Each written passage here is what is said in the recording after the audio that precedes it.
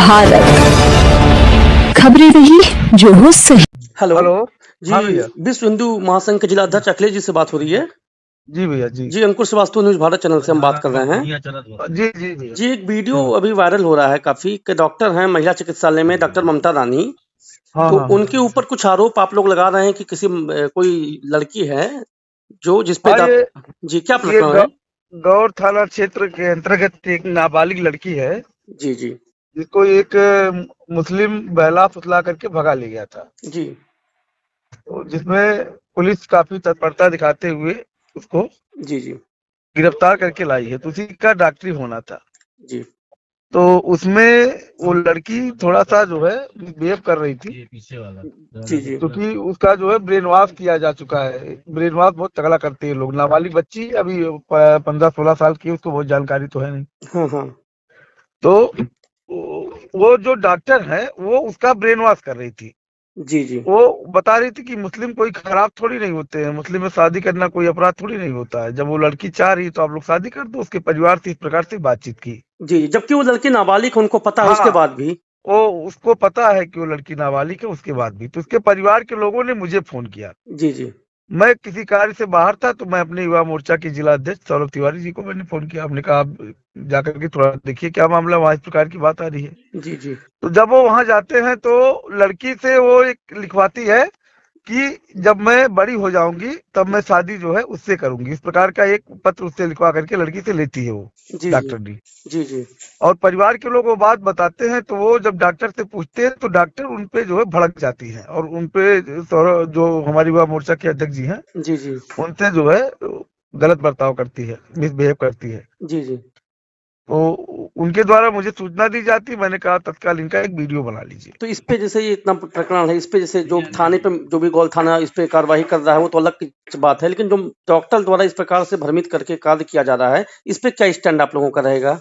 इस पे कोतवाल साहब को पत्र दिया जा चुका है। उसका फोटो अभी मैं आपको भेज दूंगा, पत्र का भी फोटो भेज दूंगा। जी जी और उन्होंने कहा है कि कल मैं इस पे कार्रवाई कराऊंगा। जी जी अगर वो सिर्फ कहने तक है तो कल का माहौल तो बिगड़ना ही बिगड़ना है। अगर उस पर कार्रवाई करते हैं तो ठीक है, चूंकि परिवार भी है, उसका परिवार भी बयान दे रहा है, सभी लोग हैं। जी जी तो इस प्रकार का डॉक्टर का जो काम है वो अपना काम करें। वो स्लीपर सेल बन के और ये नाबालिग बच्ची से अगर इस प्रकार से जो है वो उसको भड़का रही है, बहला रही है, फुसला रही है, तो कहीं ना कहीं इनका जांच होना चाहिए। और ऐसे लोगों को जो है अगर ऐसे लोगों को हम अपने ऐसी स्थान, सार्वजनिक स्थान पे रखते हैं जहाँ पे बहुत सारे लोग आते हैं, बहुत सारे लोगों की डिलीवरी होती है, जी जी तो ऐसे लोग कहीं ना कहीं हिंदू समाज के लिए खतरा भी है। नहीं जी बिल्कुल। और तो ये जैसे इनकी ये इस प्रकरण को आप किस तरह से देखते हैं, मतलब क्या इंटेंशन है इसमें, इनके पीछे, इसके पीछे का किस प्रकार से आप देख रहे हैं इसको?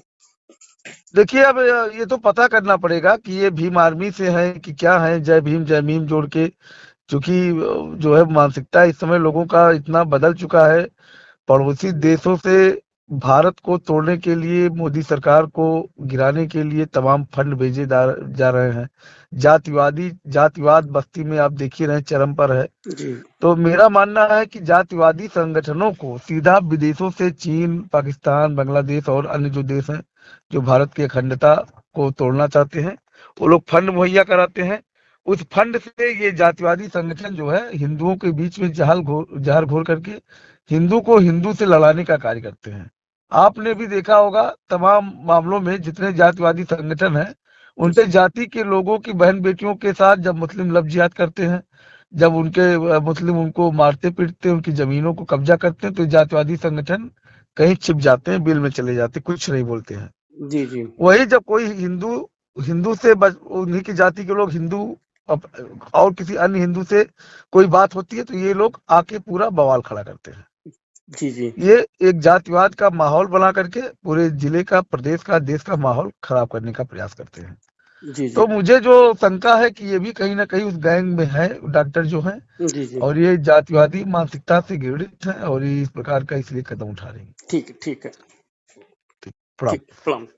ना बोलिए, अगर लड़का मुस्लिम है तो क्या दिक्कत है? काउंसलिंग कर रही हैं आप?